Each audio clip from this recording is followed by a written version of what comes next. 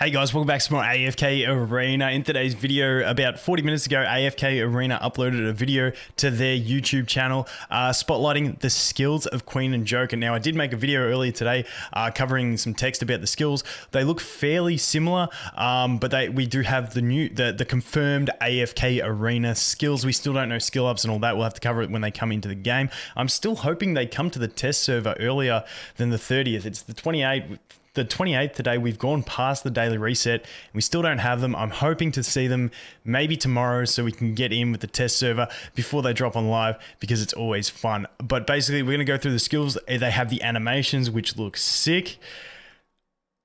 It's wicked. Anyway, let's get into it.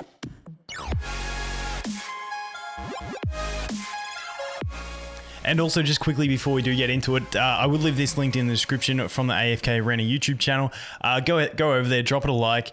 I really just I like showing the team that, you know, we do appreciate this stuff and we do enjoy it. If you don't, well, I'm going to talk a little bit about the saltiness amongst the community. I'll talk about that a bit at the end to do with the exchange and all that stuff. But I think we can agree that as characters come, and when if you can get them free to play, they're just really strong characters, and I think it's really beneficial for free to play. Anyway, we'll chat about that at the end. They do a little bit of a thing at the start here with some animations, stuff like that, but we just want to look at the skills. You can go to their channel and look at that if you want to look at it. But here we go. So this is the first one. This is going to be, I can't even say that word once again. This is going to be his ultimate, where he does AOE damage with his persona scene. Let's take a look. It looks savage. It looks savage. Can we just go back and appreciate that again? Like, I love the way the persona looks when it comes out here. You can see it shoots out of his body. If we look here, like, it shoots backwards out of his body, then comes out and does some massive AoE damage. Really nice. Next one, we have this one.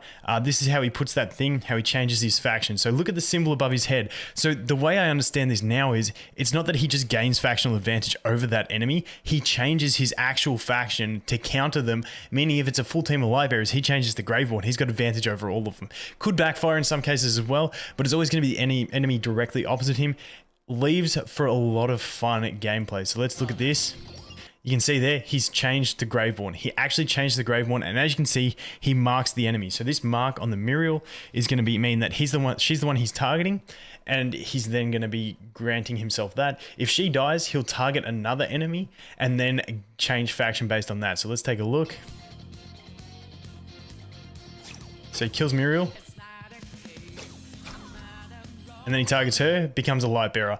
I think this is a wicked mechanic. I absolutely love the idea of this, and I think it's going to be sick and fun to play with. Man, they do a good job. So that's that one. Okay, next ability. This is that concentrated fire, where he's just going to bring out his gun on the combat target. So if you put him at the top back, which is sort of what they're simulating here, he's going to counter that enemy, but then he's going to go attack the front row enemy. But after every few normal attacks, he's going to bring his gun out and shoot that targeted enemy, which can come into play when we talk about him attacking enemies and stuff like that with his other skills. But let's just watch this. And then he brings out the gun, boom, knockdown. So nice CC on the back row with that gun. If you start him in the top and then he runs forward, you want him to kill the front row enemy, but he's still going to put some CC out on that back row enemy. Really cool. Okay, all out attack. When a certain number of enemies are controlled, all out attack is triggered to deal damage to all enemies. This ability can only be used when there are surviving allies on the battlefield and is triggered periodically. So not as good for early game carry, this ability, in that, you know, if everyone's dead, he's going to be screwed, but still I think he's going to be decent. But this looks cool. So that's why we do have Queen in the background there, because you've got to have alive allies. But let's take a look.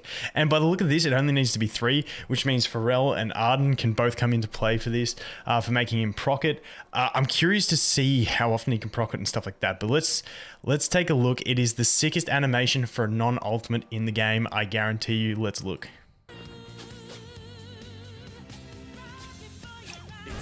Check it. This is. And then wait, look, and in the back corner, it shows you the enemies that he's actually hit with it, which is sick. I'm assuming that's going to change with whatever enemies he does attack, which is really cool. But this is a non-ultimate and gives you like a full cutscene for it. That's sick. Dunskies. It looks awesome. Okay, now we move on into Queen to check out her animations. Man, they present this stuff so well. I love Queen's animations, by the way. Queen is exactly what I hoped she would be. I'm absolutely, like, I love Joker with the whole persona and stuff like that. But Queen, damn, I really do like this chick. I cannot wait to get her. And as you can see, she is a warrior as well, a strength-based warrior. And just because I didn't go through it back then, we do have Joker being a ranger agility. So we got strength warrior and ranger agility, two pretty standard combos to see. Let's go ahead and check out her basic stuff. Let's go. Okay, this one, Stationary Drifter. Queen summons her persona, I don't say names, and rides it spinning around at high speed into generate... I can't read. Anyway, she does a tornado, which looks like it's dragging the enemies in. This is with her ultimate. You know I'm getting Chicken Ear on vibes here, but check this out. This is the ultimate. It looks sick. The way the motorcycle actually comes up from behind, I love it as well. And as you can see, drags them in. And then she does the big stomp at the end. That is wicked. I love that. Once again, we're going to be doing some testing. We're definitely going to be doing some testing. So this is sick. The animations on this stuff is wicked. I'm sorry I'm getting excited, but I've been watching the anime. I'm getting pumped for it. I'm sorry, okay?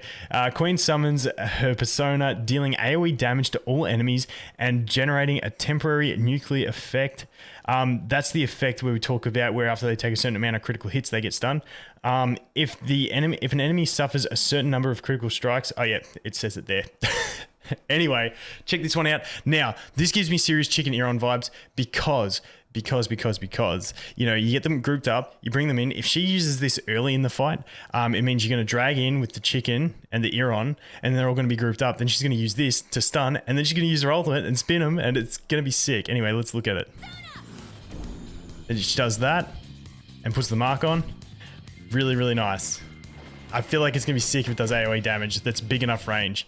Attack and defend. Queen's critical rating and defense ratings are increased by a certain percentage every several seconds. This ability can be stacked.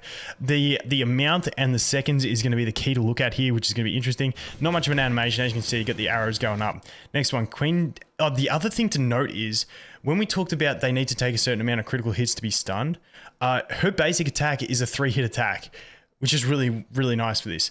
So this one, Queen deals a multi-hit combo with each hit dealing damage to an enemy target, and the final hit summons her persona, which knocks nearby enemies backwards and causes them to be stunned for several seconds. Once again, this is another one of those things where I'm thinking Chicken Ear on, group them up, she's going to do this, and she's going to stun them. So CC Beast by the looks of it, and a warrior too, so you can put that warrior artifact, get that extra haste going, and really start ramping up with her. So let's take this one. That looks sick. Look, the motorbike looks sick. And there you go. That is going to be it for Queen and Joker and their abilities. I'm really excited for these. I think they look absolutely wicked. I honestly think Queen is going to be the pick. Joker, I feel like his changing of faction is going to be really nice and really fun to play with. The idea that you can target one enemy and CC them with the gun while you're fighting someone else is going to be cool. But I just feel like if those skills that we looked up in the last video where we're able to heal with Queen as well, I feel like if that's going to be a thing, and just all the CC she brings and the self-synergy inside herself with that 3-stage three-stage basic attack, 3-stage special attack where she does it a few times, I just think she's going to be a really good self-sufficient unit. And being a warrior, she's going to be a bit thicker, wearing plate armor. I just think she's going to be decent. And now I just wanted to have a bit of a chat, like I said, about, obviously there's been a lot of shade thrown on this collaboration due to the fact that, you know, we're using all of our lab coins to do it. Free to play is really struggling. Once again, I just want to say I do think they can find a better balance on how to exchange them. I know people are getting salty not being able to build their Arthur. However, on the flip side, me personally on my free to play account, I kind of, how do I say this without making everyone hate me? Like the satisfaction when it comes of actually like when I got Irons and Albedo was really satisfying. And And once again, I do think we need to change up how they're obtained. I think the weight placed on Labyrinth coins is too much. I wouldn't mind the weight being placed on something else, having to really grind it out to get them, do something. It's just the Labyrinth coins is a little bit frustrating. But on the other hand, they're giving us some really solid heroes. I mean, and for free to play, which is where the complaints are coming from, because I feel it's really balanced for pay to play. I mean, $10 for your first hero or $15, whatever it is really cheap. Then you can get the other one free to play without too much hassle, or you can just pay the 50 for the other one. I think their paid aspect of it is like well fine-tuned, but for the free to play, the thing to remember is like Irons. If you picked up Irons, and obviously Albedo is just going to keep getting better with all these dimensionals. I mean, they're pretty good heroes, and because they're dimensionals, it's not like you got to blame RNG for getting bad pulls and not getting the hero that you want ascended. You just got to have anything ascended, you link it to them, and you have like a top tier hero to carry your team. Like, look at my free to play account. I was pretty much hard stuck, got Irons, pushed almost two chapters. Like, it's pretty sick. So that's just the balance I'm trying to find is, yes, I definitely want them to change the loading on the Labyrinth coins. I definitely want them to change that personally, but hey, it is what it is. But I just want to remind people that are getting really annoyed about it is that they're giving you some really good units, and remember, you don't have to grind. Like, the Labyrinth coin cost for getting like 2 heroes from this is still cheaper than just buying enough copies of a specific hero from the Labyrinth to get them ascended. That's what I'm trying to say. It's still very annoying, I know, because a lot of people want to build Arthur, but like, also like, try and look at the positives in life, that you're getting some pretty decent heroes that are really functional, and it's completely free. So I'm just trying to find a balance, because I don't like it when the community gets really angry. I'm not trying to let them off the hook. I'm just trying to keep people positive. Probably made a lot of people hate me just then. Once again, I want them to change it, but I'm also happy to look at the bright side and just be grateful. So that pretty much covers it. Anyway, let me know what you guys think about these animations, the skills in general. Like I said, Queen is going to be the pick for me. I think she looks absolutely savage. Joker's going to depend on scaling and stuff like that. But anyway, guys, thanks for watching. Hope you have an awesome day, and I look forward to seeing you in the next one. Cheers.